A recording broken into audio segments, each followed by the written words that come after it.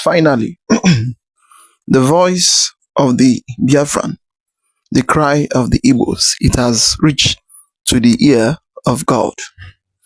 The European Union and other world powers, they are now listening to the cry of the Igbos in Nigeria, because this issue of Biafra every day, an issue of Nigerian buying every day in Nigeria, it is getting out of hand.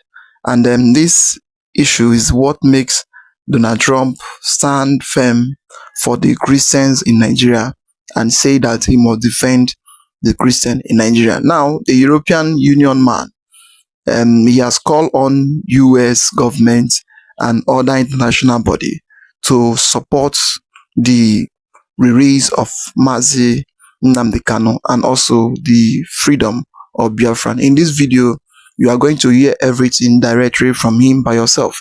The way he called onto the US government, Donald Trump, and also other UN leaders that they should look into the Biafran struggle that they have fought so many years and still yet they are still fighting, how there will be a country on their own. So it is time for them to become a free country on their own. And this call is a call for every global world and everybody to support the movement of Biafra. So as you're about to watch, you try to like, subscribe, and share the video to go, and don't skip any part of the video, because this man really explained a lot of things and he really talks about the freedom of Biafra in a way that if you listen to it, you will be marveled of what is really going on in the world concerning this issue of Biafra. Over to you, sir.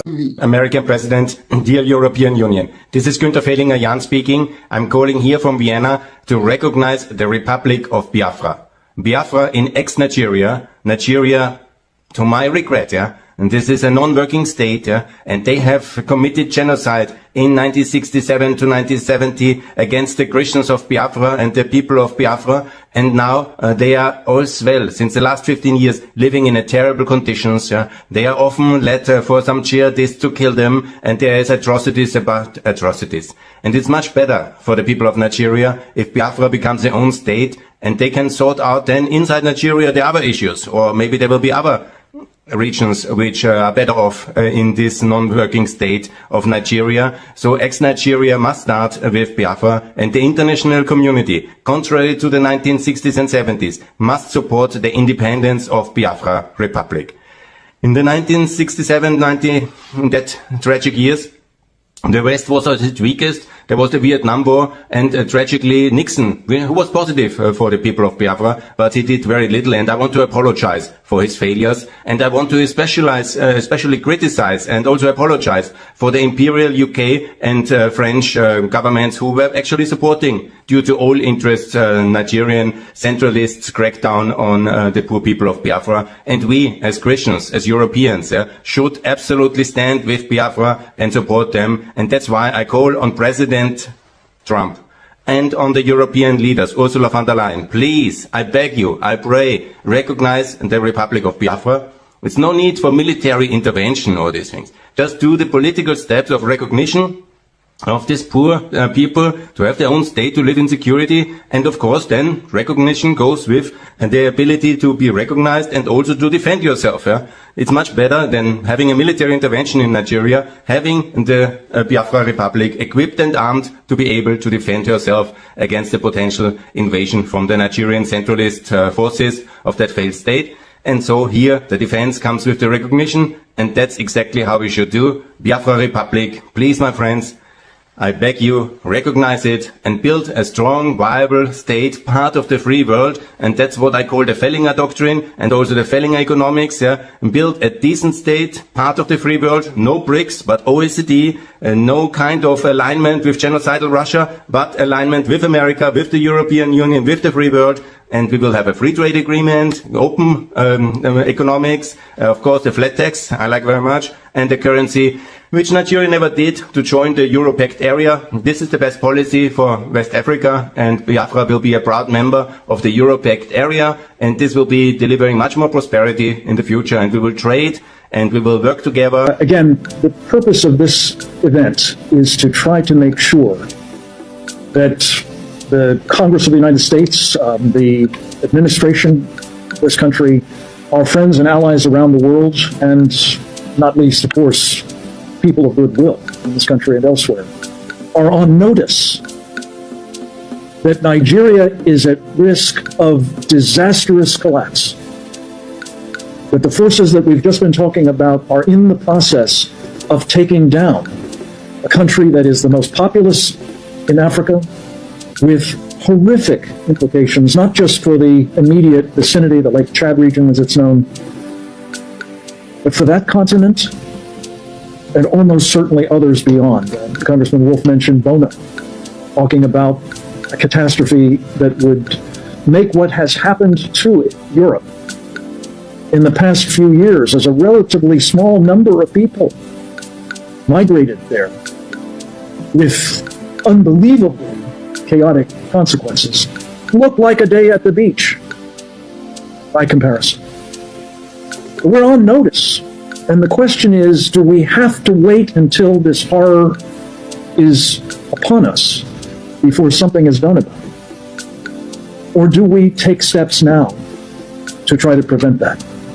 And I don't think any of us is saying that this is a panacea, but the appointment of the appropriate individual with the requisite authority. I just wanted to underscore what Congressman Wolf said about having the President of the United States essentially personally empowering Senator Danforth to lead the effort on behalf of our country to alleviate that situation.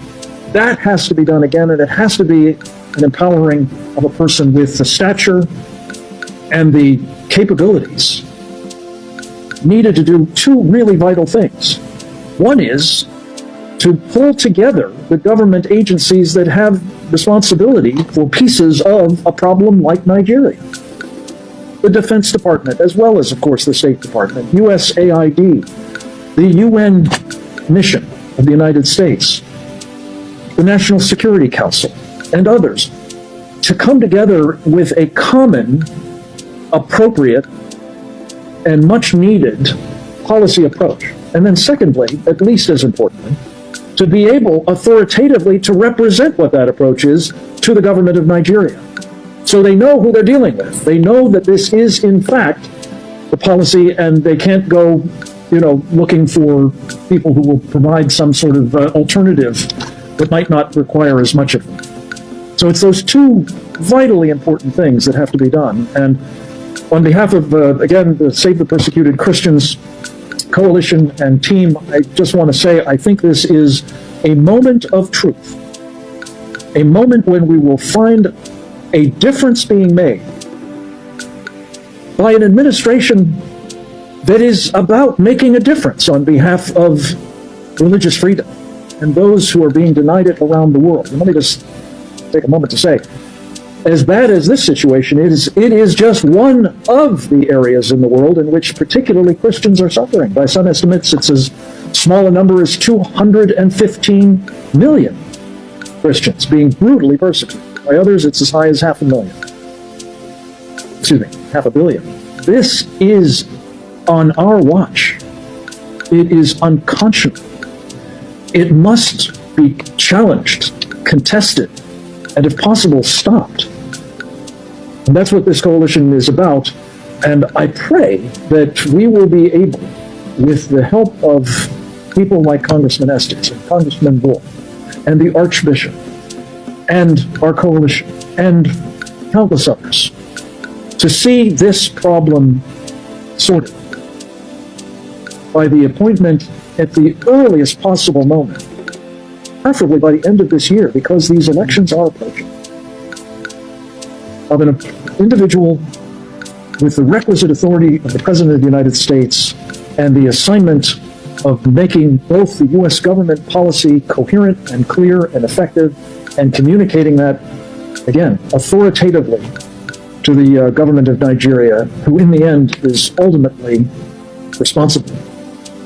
Very clearly and very something that we must understand that it has become a global thing. Now we are seeing the reaction that the EU president is saying it, that the issue of self-determination must be resolved in accordance with the international law, and that the Biafran restoration and sovereignty is something that they have come to understand, and that is highly overdue, and they are going to take a decision which they have already taken. That's what the woman was actually saying, and he was saying this thing in the presence of the NATO chief, who was also present in that gathering, that they will not repeat 1967 stand on Biafra, but that this time around they are trying to get EU nations and EU leaders to look into and begin the process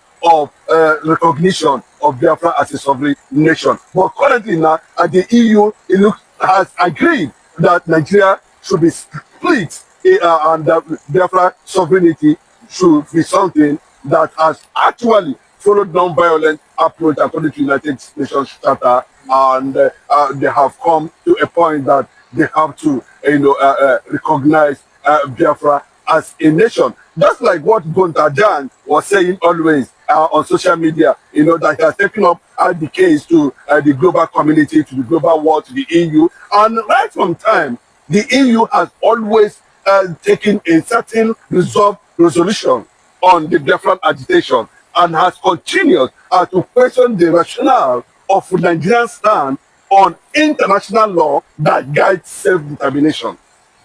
One is Nnamdi Kanu's approach, non-violent approach to self-determination, and the issue that has to do with peaceful and solidarity movement of the IPOB that has been recognized all over the world. It is only in Nigeria that they manipulate and try to tarnish the image of IPOB.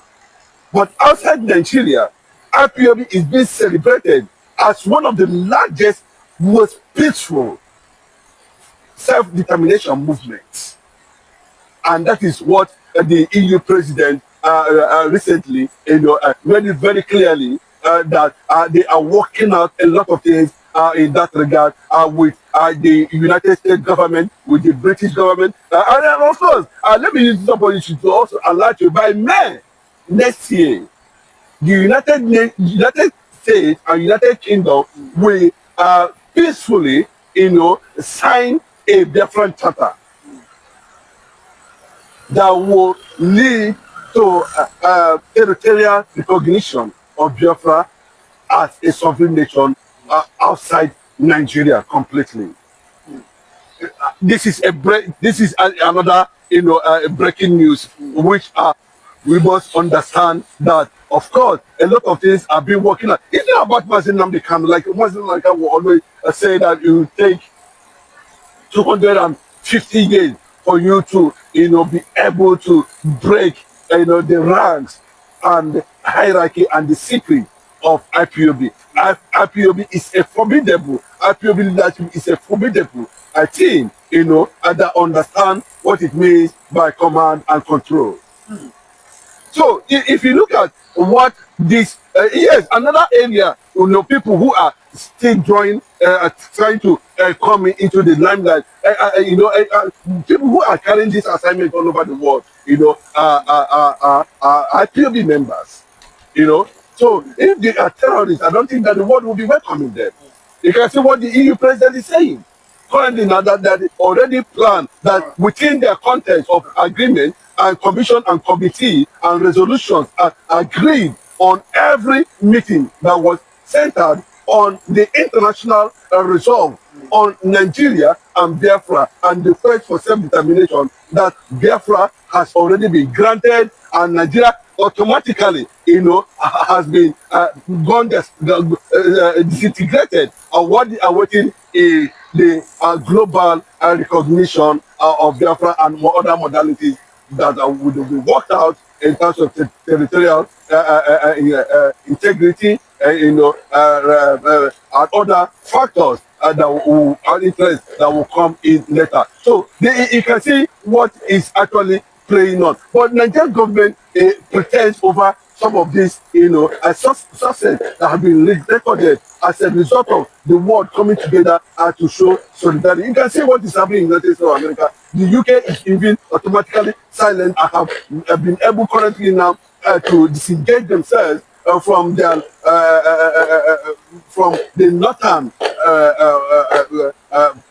political class, showing that that relationship between the North and the British government under Lord Lucas and all that might have expired 2014, and anything that happens in terms of their colony is no longer their business. You can see what is happening in Africa in less than 4 years.